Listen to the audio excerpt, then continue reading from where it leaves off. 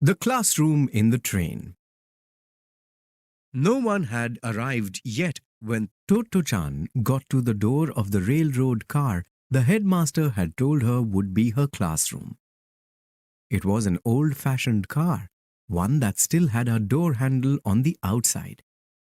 You took hold of the handle with both hands and slid the door to the right. Toto-chan's heart was beating fast with excitement as she peeped inside. Oh! Studying here would be like going on a perpetual journey. The windows still had baggage racks above them. The only difference was that there was a blackboard at the front of the car, and the lengthwise seats had been replaced by school desks and chairs all facing forward. The hand straps had gone too, but everything else had been left just as it was. Toto-chan went in and sat down at someone's desk. The wooden chairs resembled those at the other school, but they were so much more comfortable she could sit on them all day. Toto-chan was so happy and liked the school so much, she made a firm decision to come to school every day and never take any holidays.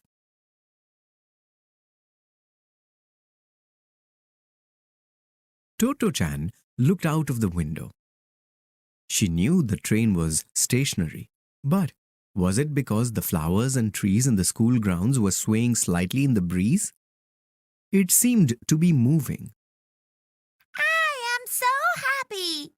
She finally said out loud. Then she pressed her face against the window and made up a song just as she always did whenever she was happy. I'm so happy am I. Why am I happy? Because... Just at that moment, someone got on. It was a girl. She took her notebook and pencil box out of her school bag and put them on her desk. Then she stood on tiptoe and put the bag on the rack. She put her shoe bag up there too. Toto-chan stopped singing and quickly did the same. After that, a boy got on. He stood at the door and threw his bag on the baggage rack as if he were playing basketball. It bounced off and fell on the floor.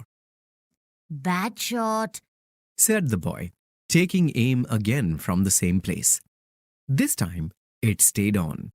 Nice shot. He shouted, followed by, No, bad shot.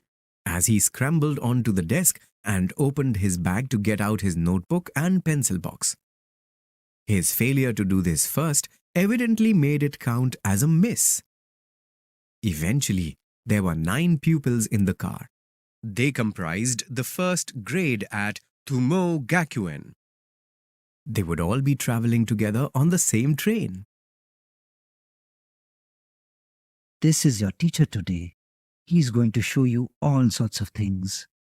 With that, the headmaster introduced a new teacher. Toto-chan took a good look at him. In the first place, he wasn't dressed like a teacher at all. He wore a short striped cotton work jacket over his undershirt, and instead of a necktie, he had a towel hanging around his neck. As for his trousers, they were of indigo-dyed cotton with narrow legs and were full of patches. Instead of shoes, he wore workman's thick two-toed rubber-soled socks, while on his head was a rather dilapidated straw hat. The children were all assembled by the pond at Kuhanbutsu Temple.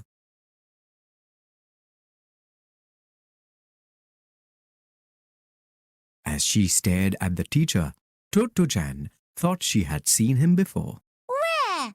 She wondered. His kindly face was sunburnt and full of wrinkles. Even the black cord around his waist that served as a belt looked familiar. She suddenly remembered. Aren't you the farmer who works in the field by the stream? She asked him, delighted. That's right. Said the teacher with a toothy smile, wrinkling up his face. You pass my place every time you go for your walks to Kuhanbutsu. That's my field. That one over there, full of mustard blossoms. Wow! So you're going to be our teacher today? cried the children excitedly. No, Said the man, waving his hand in front of his face. I ain't no teacher. I'm just a farmer. Your headmaster just asked me to do it, that's all. Oh, yes, he is. He's your farming teacher. Said the headmaster, standing beside him. He very kindly agreed to teach you how to plant a field. It's like having a baker teach you how to make bread. Now then, He said to the farmer. tell the children what to do and let's get started.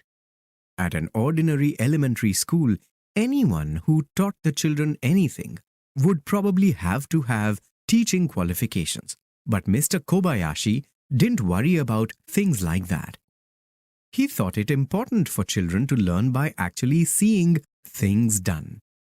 Let's begin then. Said the farming teacher. The place where they were assembled was beside the Kuhon Butsu pond, and it was a particularly quiet section, a pleasant place, where the pond was shaded by trees.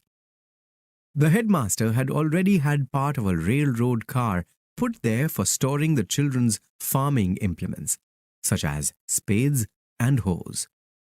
The half car had a peaceful look, neatly placed as it was right in the middle of the plot they were going to cultivate. The farming teacher told the children to get spades and hoes from the car and started them on weeding.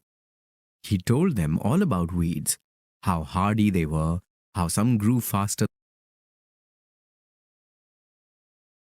than crops and hid the sun from them, how weeds were good hiding places for bad insects, and how weeds could be a nuisance by taking all the nourishment from the soil.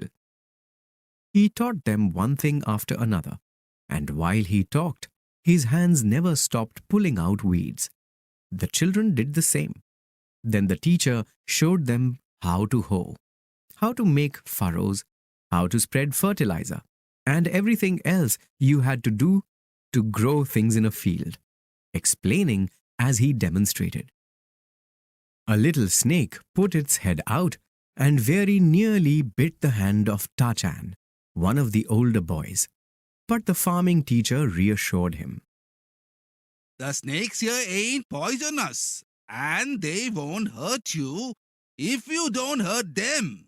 Besides teaching the children how to plant a field, the farming teacher told them interesting things about insects, birds and butterflies, about the weather, and about all sorts of other things.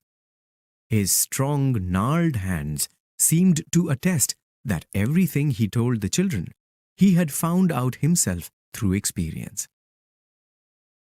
The children were dripping with perspiration when they had finally finished planting the field with the teacher's help. Except for a few furrows that were a bit uneven, it was an impeccable field, whichever way you looked at it. From that day onward, the children held that farmer in high esteem. And whenever they saw him, even at a distance, they would cry. There's our farming teacher. Whenever he had any fertilizer left, he would bring it over and spread it on the children's field. And their crops grew well. Every day, someone would visit the field and report to the headmaster and the other children on how it was doing.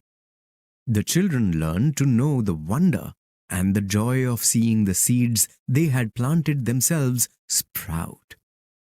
And whenever 2 or 3 of them were gathered together, talk would turn to the progress of their field.